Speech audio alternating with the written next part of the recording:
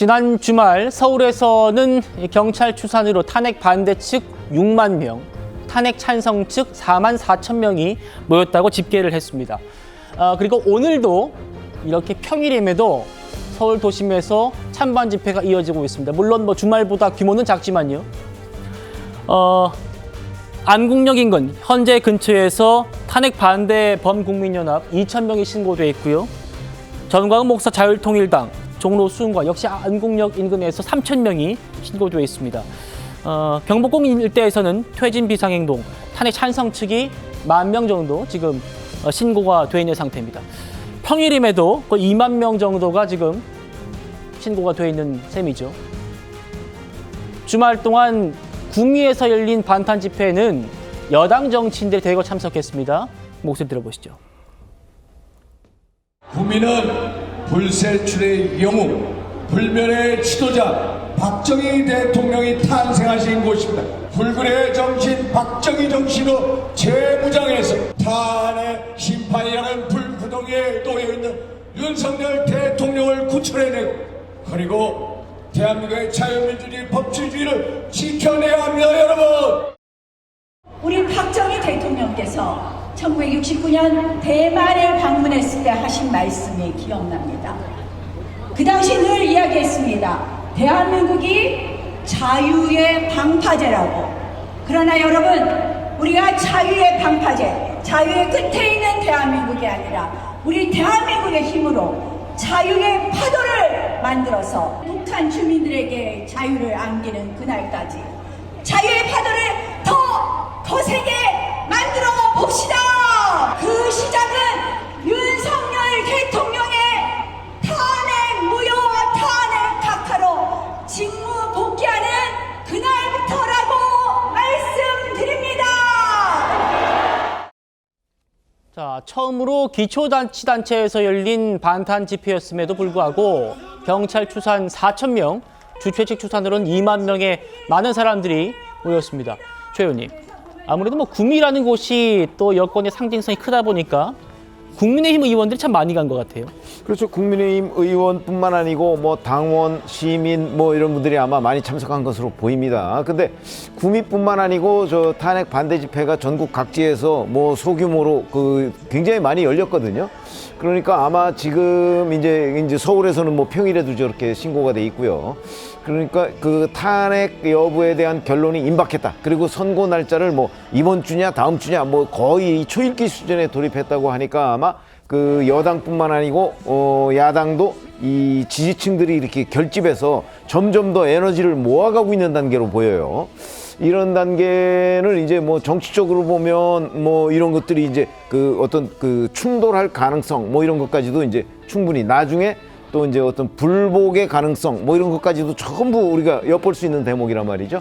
그래서 정당은 정당대로 또 경찰은 경찰대로 좀 관리를 잘 해서 불상사가 일어나지 않는 그런 방식으로 잘 마무리를 해야 되겠다. 저는 그런 걱정이 앞서네요. 예.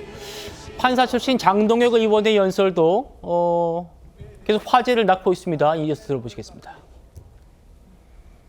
대통령에 대한 탄핵 각하가 얼마 남지 않았습니다. 대통령에 대한 구속이 취소되자 민주당은 발작을 하고 있습니다.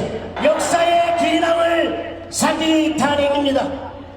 그런데도 헌재는 내란머리만 믿고 날뛰다가 황소 발에 밟혀 죽는 깨구락질 신사가 되었습니다. 내란머리로 가장 멘붕에 빠진 사람은 문영배입니다. 친구 믿고 헌재 소장 한번 해보려고 몰빵했다가 쪽만 팔고 완전히 폭망했습니다. 여러분, 탄핵은 기각될 것입니다. 민주당과 이재명이 왜 이토록 발작하겠습니까? 여러분, 탄핵이 기각될 것을 알고 있기 때문입니다. 자, 그리고 반탄 집회 구심점인 한국사 강사 전한길 씨도요, 구미에서 무려 66분 동안 연설을 했습니다. 그런데 여기서 민주당이 강력 반발한 대목이 있었어요. 어딘지 만나보시죠.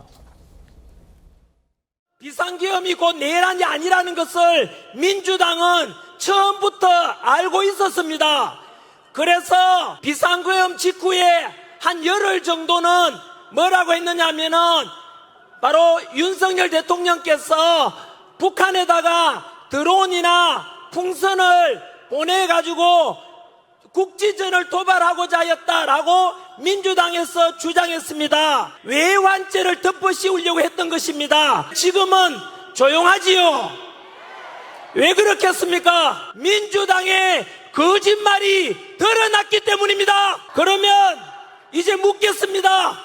진정한 내란 범죄 일으킨 것은 윤석열 대통령입니까? 민주당입니까? 역사상에서는 내란을 조장하면 삼족을 멸하라고 했는데 삼족을 멸하진 않을 테니까 양심 있으면 민주당은 해체해라.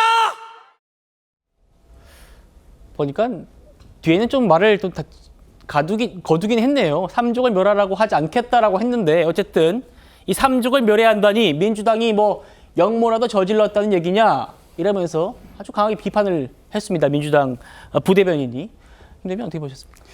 글쎄요, 뭐 역모를 지금 운운할 정도로 그렇다면은 윤석열 대통령이 뭐 군왕인가 뭐 이런 생각도 드는데 지금 말씀하신 것처럼 역모를 꾀했다. 또 내란을 꾀했다. 그래서 삼족을 멸해야 한다면 윤석열 대통령에 대해서 헌법재판소에서 인용 결정이 나오면 정말 그 삼족을 멸해도 되는 겁니까? 우리나라가 법치주의 국가인데 과연 본인의 잘못을 그 삼족이라고 하는 것은 이 3대를 말하는 거 아닙니까? 3대를 멸할 정도로 그렇게까지 할 수 있는 게 우리나라 법체계에서 존재합니까? 제가 뭐 과문한 탓인지는 모르겠습니다만 이렇게 얘기하는 것, 이런 것들이 독재의 발상이다. 이렇게 비판을 할 수 있는 대목이다라는 것이고요. 지금 전환기 강사뿐만 아니라 좀 전에 그 장동혁 의원께서 이렇게 얘기하셨네요. 헌법재판소가 황소 발에 발표 죽는 깨구락지 신세가 되었다. 여기서 얘기하는 황소는 뭡니까? 누굽니까? 국민의힘입니까? 아니면 지금 거리에서 그 광장에 모여서 윤석열 대통령을 지키겠다고 하는 전환길 씨입니까? 이렇게 헌법재판소를 위협하고 압박하는 이런 발언들, 특히 다른 분도 아닌 이 그 판사 출신의 정치인께서 책임 있는 발언을 하셔야 할 정치인이 이런 발언을 했다는 점 매우 실망스럽다 이런 말씀 드립니다. 예.